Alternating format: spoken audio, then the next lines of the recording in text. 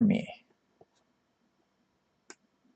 Let me know when you're in, when you've logged in, and then we can begin.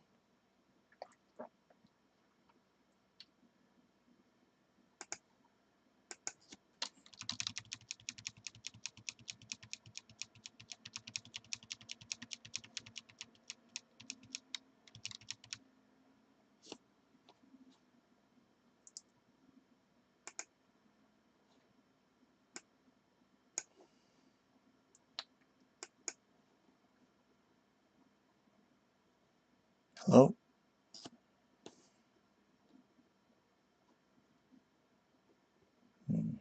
Okay, we're just waiting for everyone to come into the room.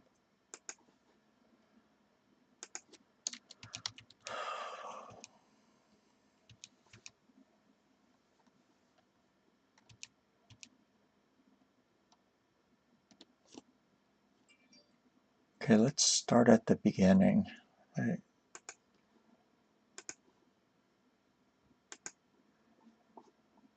Excuse me for a bit. Let me check to see if Barry's still around.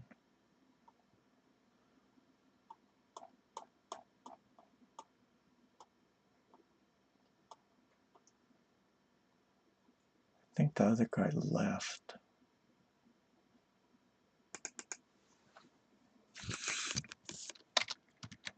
Whoops. Hey, hi. Let me see if Barry's still around.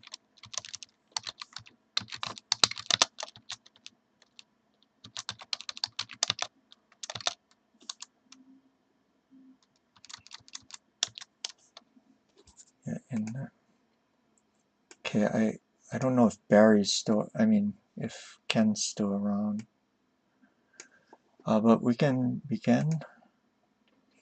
Okay, let's just look at the end part of the game first. Okay, so we can see that black just broke through at the top.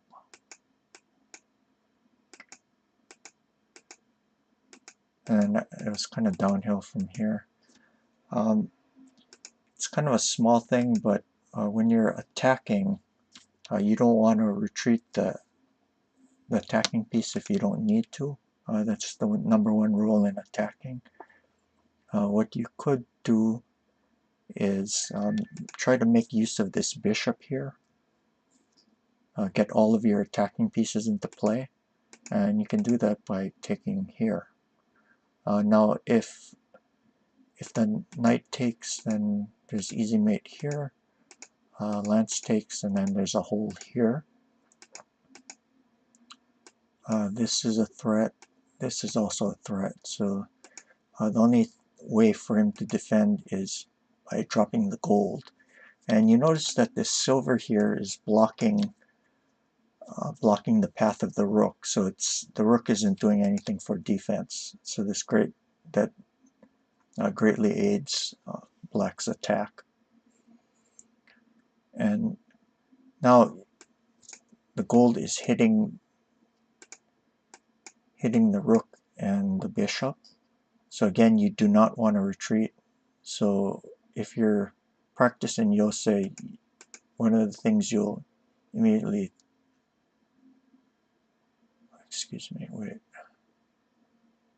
think of is this move here. And after the gold takes, then you drop the lance here. See, it's pinned. And knight can't take because of that. So that would have been a nice way to finish. I guess you could also do this, but you can just block the rook. And then this thing's breaking through. Okay, let's go back.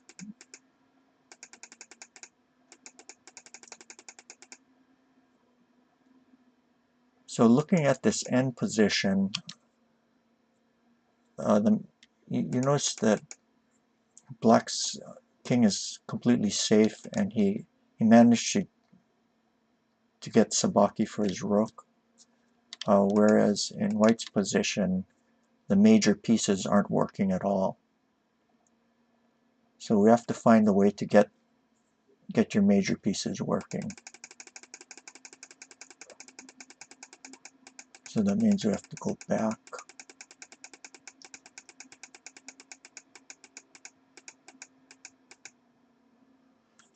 When looking at this position, this pawn here is very weak, and this gold is in bad shape. Are you familiar with good and bad shape, Barry?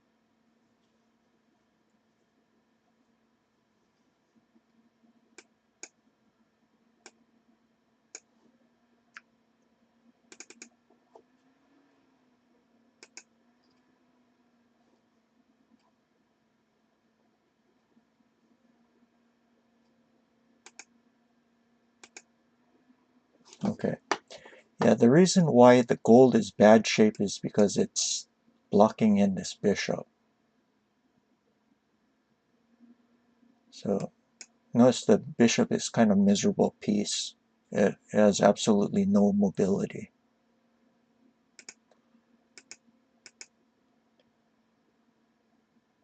Well, leaving pieces hanging, that's somewhat different.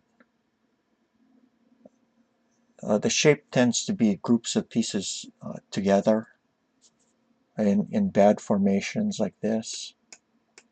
So what you want to do is make the bishop mobile. So you can move.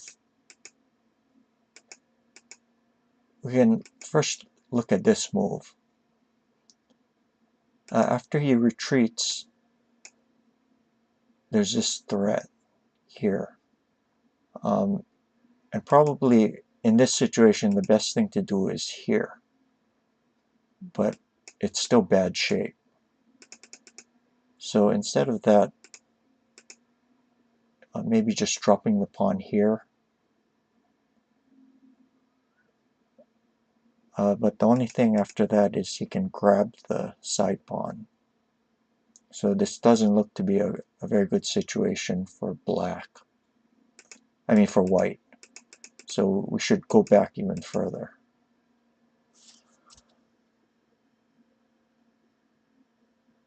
Okay, so from this situation, you should probably play this instead. And are you familiar with the side pawn opening?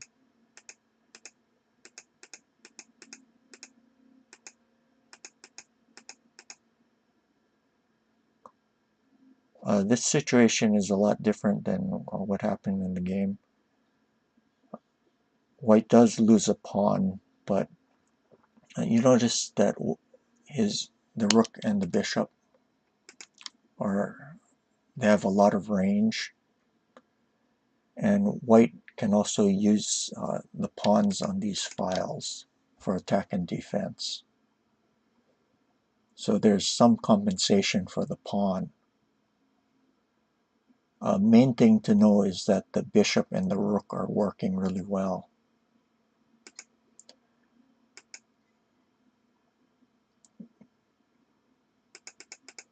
So you might want to look in this direction.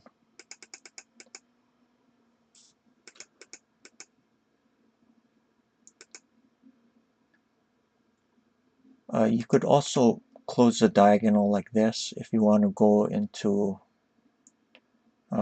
different types of opening, like Kuribisha. Maybe putting the rook like here or here.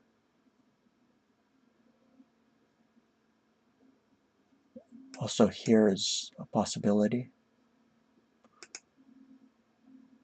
If you want to do Ibisha, you could always play Tsunogin Gangi.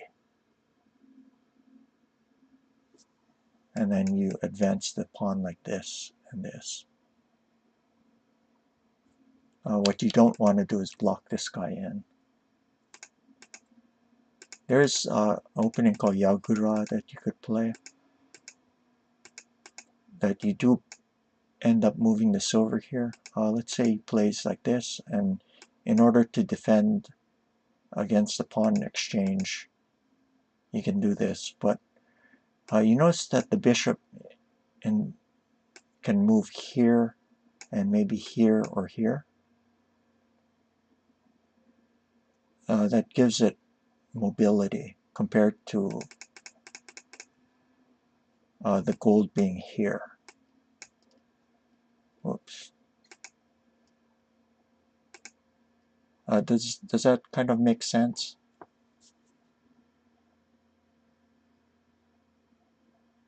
So good shape won't hinder your major pieces.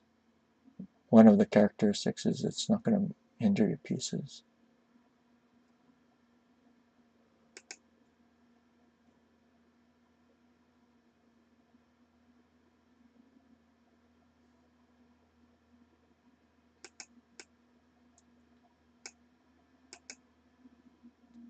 Yeah.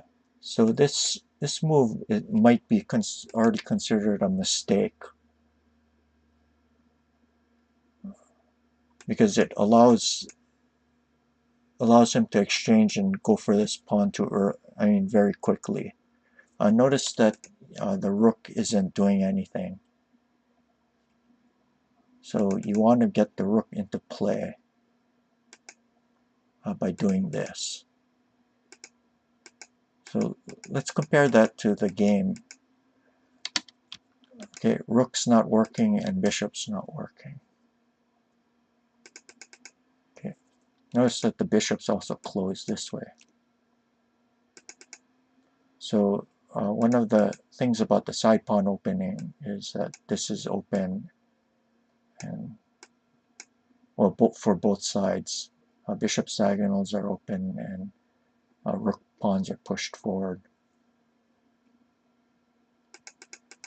What you don't want to do is end up in a position where the major pieces aren't working.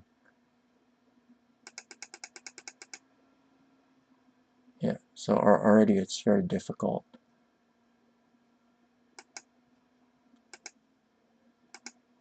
Let's see.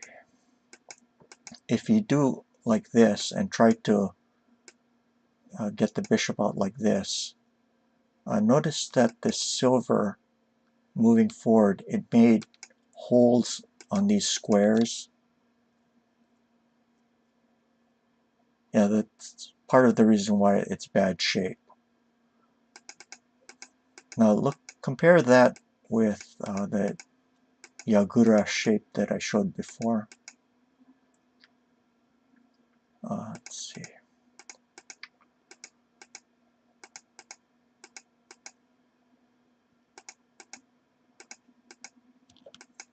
The position of the silver and golds are switched. So this is much better shape than if the gold were in front of the silver.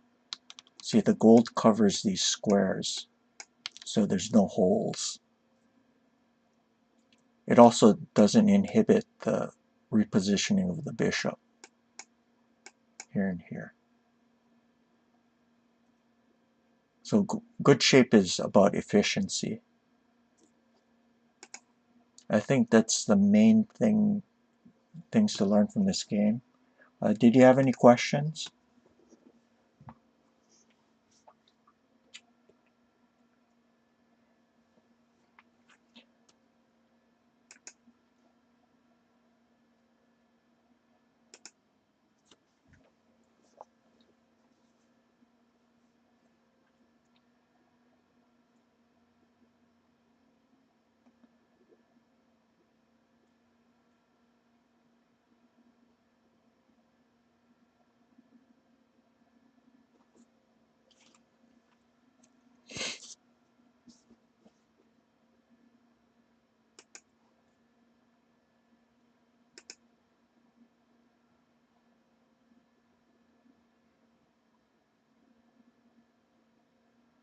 Are you still there? Do you think the side picker is good for a beginner? Can I see more of it? You know, the thing about shogi openings are they're very, very complicated, so there's no really good answer for it. It would depend on what type of player you are. If you have a really good memory, then you'll probably pick up openings a lot quicker than someone that doesn't have as strong a memory. It's very variation intense.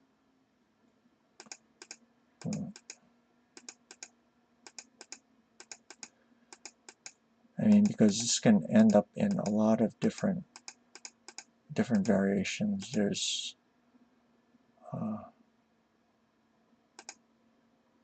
see, there's this one.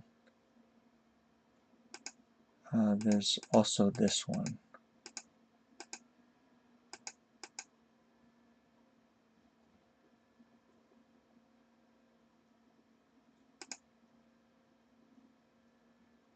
And usually you play this. This is also possible. It's kind of a trickier line. This is mainstream, and now there's so many different ways to play. Classical ways to do this and this.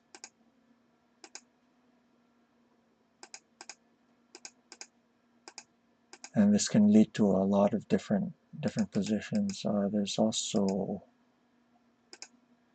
this and this.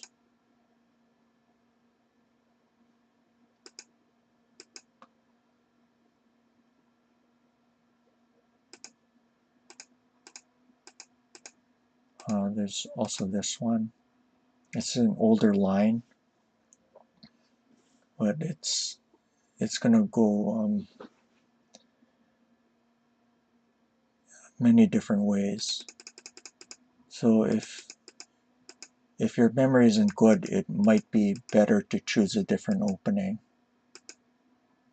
Maybe close the diagonal and play a ranging rook, or some like a Yagura or Tsunogin Gangi.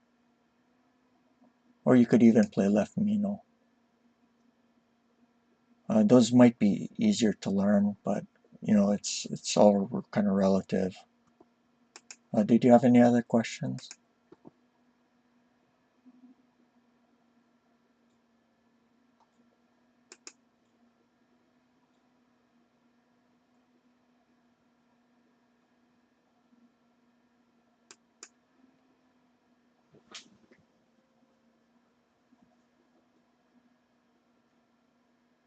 Yeah, learning to use climbing silver, it's very useful because you learn very useful patterns of attack that come up time and time again. And as part of a player's arsenal, it's stuff that everyone has to know, both playing it and playing against it. So when you're starting out, it's a good opening to use, but probably after a while you want to move on to greener pastures. Yeah.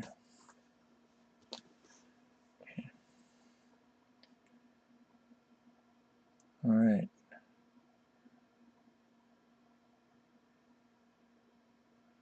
Okay, so I think that's all for this game. Thank you to everyone who came to watch. If you haven't already, please give me a follow. And can I also archive some of my streams onto YouTube, so let me give you a link, YouTube link. I also post game analysis there.